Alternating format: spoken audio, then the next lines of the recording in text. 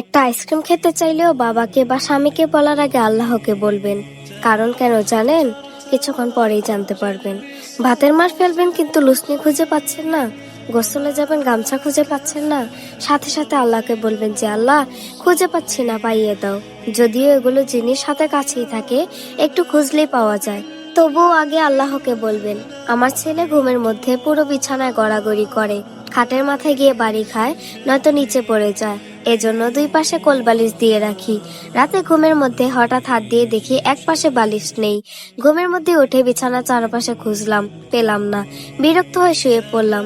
তখনই মনে খেয়াল আসলো, আল্লাহ তো জুতার ফিতাও চাইতে বলেছেন। আচ্ছা আল্লাহকেই বলি, বলে আবার খোঁজা শুরু করলাম। আলহামদুলিল্লাহ পেয়ে গেলাম, অথচ সেই একই জায়গায় মাত্রই দেখেছি কিন্তু পাইনি। বড় বড় বিপদ ছাড়া আল্লাহকে বলার অভ্যাস নেই আমাদের, কিন্তু বলা উচিত, তাহলে জীবন সহজ হয়ে যায়। কারণ লুসনি বা গামছা যেটাই হোক, প্রত্যেকটা জিনিসেরই মালিক আল্লাহ। এই ছোট্ট জিনিসটাও আল্লাহর ইচ্ছে ছাড়া ফিরে পাওয়া সম্ভব না। যতই নাগালে থাকুক বা চোখের সামনে থাকুক, তাই খুঁজবেন, কিন্তু আল্লাহকে বলে নিবেন।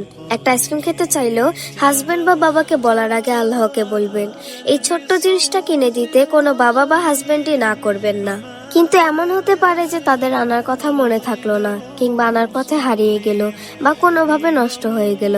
কিন্তু আল্লাহ ইচ্ছা করলে যেভাবেই হোক আপনার হাতে পৌঁছে যাবে। সবচেয়ে বড় ফায়দা হলো, এই ধরনের ছোট ছোট বিষয়ে